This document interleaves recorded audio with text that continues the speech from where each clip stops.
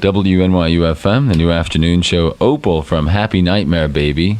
And as my guests in the studio are David and Suki from Opal. How are you tonight? Fine, thank you. Maybe a little cold. Your faces are red. Mm-hmm. Yeah. So they are appearing tonight with the Jesus and Mary chain at the Ritz. And this is, where are you in the middle of your tour now? I can't even begin to guess. We're in New York. In New York. The tour just started a few days ago. And how's it going so far? It's been a lot of fun so far. And I guess there are so many things running through my head to ask you. I suppose just for people who may not know, as last night during the middle of one song, a guy standing next to me said, "Do these people look familiar to you?" And I said, well, maybe they should if you're familiar with the Rain Parade or the Dream Syndicate or various other concoctions that you've been involved with. And David, I guess being involved with the Rain Parade more specifically, and Suki, I must admit, I don't know where they ran into you, the keyboard player. How did you run into Suki? Well, we met in Los Angeles. And one of the things, let's see, I wanted to ask you, I guess, is how this Opal project came together. I know it's been going for a few years now, but is it at a fruition point, and what's been the development of it? Well, Kendra and I had a concept a few years ago that was a little bit more stripped down and more acoustic and stuff like that, and we decided to enlarge that, into something that was more electric and could really raise the decibel level to a real height. Was that Clay Allison, or was that the name of that? That was band, what that was called. Yeah, that was a few years ago. Right.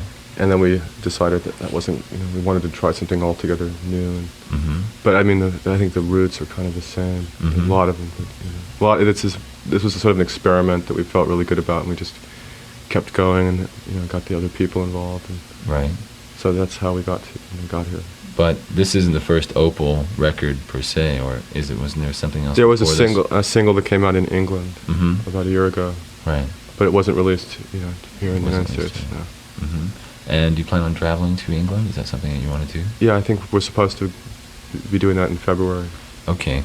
Do you mind going back to, say, the days of the Rain Parade? May I ask you a couple questions, or do you? I don't mind talking about it. Old and beat. Okay. How about, say, leaving the Rain Parade, and how you sort of went from like emergency third rail power trip? You're very involved with that. What was going on, and then say the next EP, whose name escapes me, the Explosion, which is Explosion in the Glass Palace. Right, you went from being very involved to just, say, co-writing one song.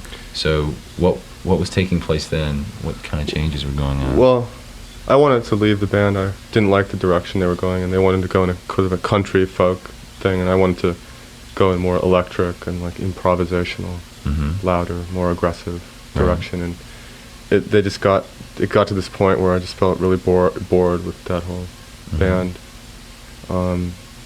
And so I just split. So it seems like some of the things have carried over. That one song that you are given credit as a co-writer has sort of the like cellos and violins in it, the last one, and that comes over to a song on this LP, which also has that sort of I don't know, a string arrangement. Yeah, string arrangements in it. So it seems like things that you wanted to do there have bled through, so to speak, to what you're doing now. Would you say that's true?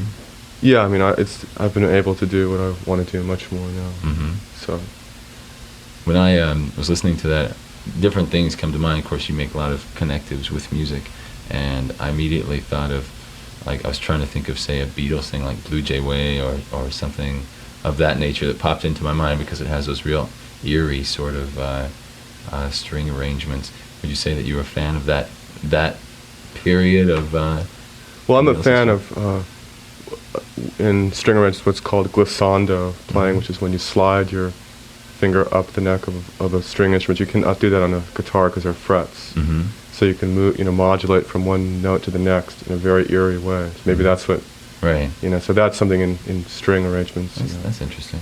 Yeah. And you did play the slide last night on Happy Nightmare Baby. Nowhere even close to the LP arrangement. It's a much more elaborate version on stage.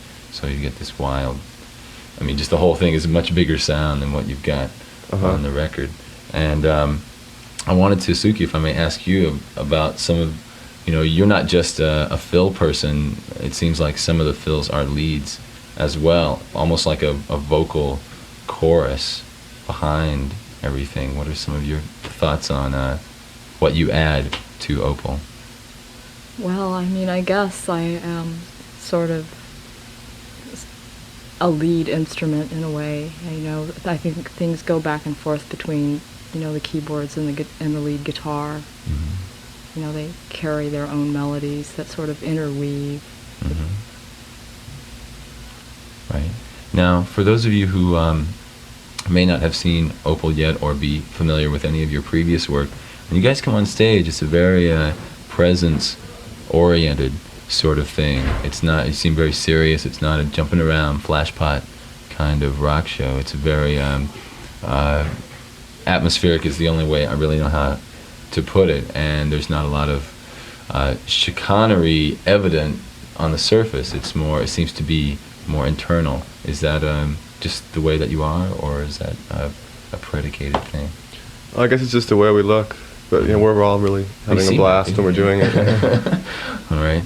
I want to listen to another song, so I want to ask, let's see, have you had any good stories lately? Anything you can come up with as I find this next song? Anything? Good stories? Yeah, any good stories lately? Nope, nothing that I could really think of right now, say on the air. Nothing you can say on the air? Nope. Well, let me see if I can pry you into something. I wanted to say, let's see, if, like sometimes even people, like the guy last night was saying that he hopes that the guitar player would play a lot of, like, you know, loud, more distorted things, and I said, well, I'll just wait and see what happens, you know.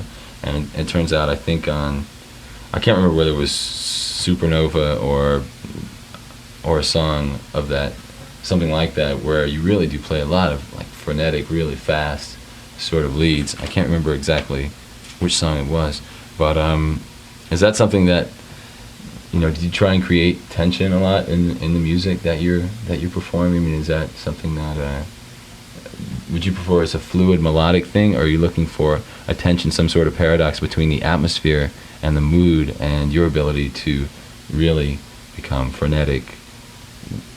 Is that something that you understand, or a good question, or?